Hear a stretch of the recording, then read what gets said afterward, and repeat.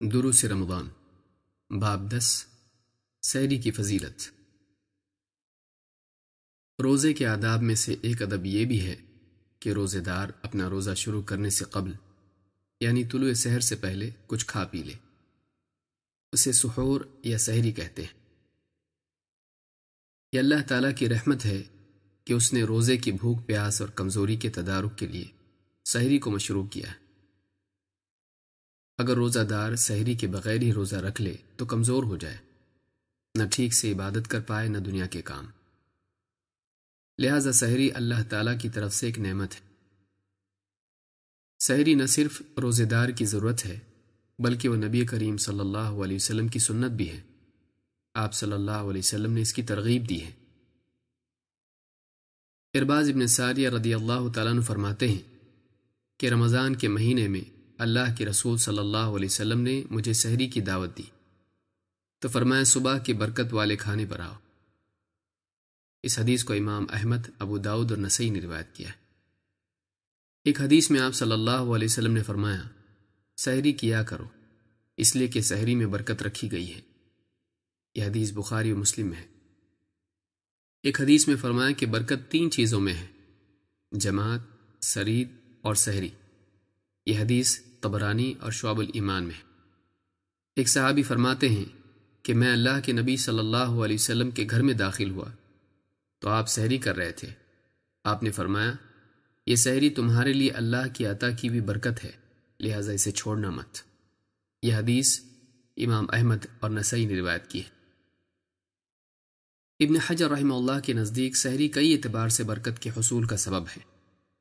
مثلا اس میں اتباع سنت ہے، اہل کتاب کی مخالفت ہے، عبادت کے لیے قوت کا حصول ہے، نشاط میں زیادتی ہے، بھوک کے سبب جو بد اخلاقی پیدا ہوتی ہے اس سے بچاؤ ہے، مانگنے والے یا بطور مہمان ساتھ سحری کرنے والے کی ضیافت پر صدقے کا اجر ہے، دعا کی قبولیت کے وقت میں ذکر و دعا کی توفیق ہے، اور جو شخص رات میں روزے کی نیت کرنے سے رہ گیا تھا اس کے لیے اس غفلت کا تدارک اور بھرپائی بھی ہے۔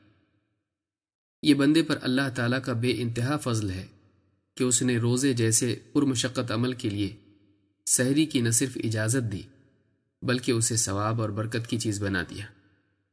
یہ بندے پر اللہ تعالیٰ کا بے انتہا فضل ہے کہ اس نے روزے جیسے پرمشقت عمل کے لیے سحری کی نہ صرف اجازت دی بلکہ اسے ثواب اور برکت کی چیز بنا دیا۔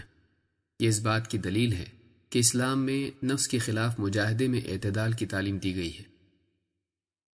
اسی طرح اس میں اس بات کی طرف بھی اشارہ ہے کہ اسلامی احکام میں بندوں کی کمزوریوں اور ان کی ضرورتوں کی مکمل رعایت موجود ہے۔ سحری کی ایک اور فضیلت ہے، وہ یہ کہ سحری کرنے والا اللہ تعالیٰ کی رحمت اور فرشتوں کی دعائے مغفرت کا مستحق بن جاتا ہے۔ اللہ کے رسول صلی اللہ علیہ وسلم نے فرمایا سحری کھانا برکت ہے، لہٰذا سحری ترک نہ کرو، چاہے تمہیں پانی کا ایک گھونٹ ہی پینا پڑے، اس لیے کہ اللہ اور اس کے فرشتے سحری کرنے والوں پر صلاۃ یعنی درود بھیجتے ہیں۔ یہ حدیث امام احمد نے روایت کی ہے۔ اس حدیث سے سحری کی تاکید معلوم ہوتی ہے۔ اگر کھانا میسر نہ ہو یا کھانے کو جینا چاہتا ہو یا سحری کا وقت ختم ہونے کے قریب ہو تو آدمی کو چاہیے کہ یوں ہی بھوکے پیٹ روزہ رکھ لینے کی بجائے کم از کم پانی کا ایک گھونٹ ہی پی لے۔ حدیث میں ہے کہ سحری کرنے والوں پر اللہ اور اس کے فرشتے صلاۃ یعنی درود بھیجتے ہیں۔ اس کا کیا مطلب ہے؟ ابو العالیہ رحمہ اللہ فرماتے ہیں کہ اللہ تعالیٰ کا بندوں پر صلاۃ بھیجنا یہ ہے کہ وہ فرشتوں کے سامنے اس بندے کی تعریف کرے، اور فرشتوں کا بندے پر صلاۃ بھیجنا یہ ہے کہ وہ اس کے لیے دعا کریں۔ اس روایت کو امام ابن ابی حاتم نے اپنی تفسیر میں روایت کیا ہے۔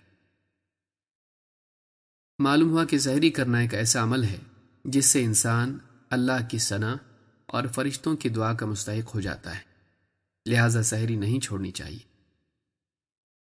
سحری کی اہمیت اس بات سے بھی ظاہر ہوتی ہے کہ اس میں اہل کتاب کی مشابہت سے پرہیز ہے۔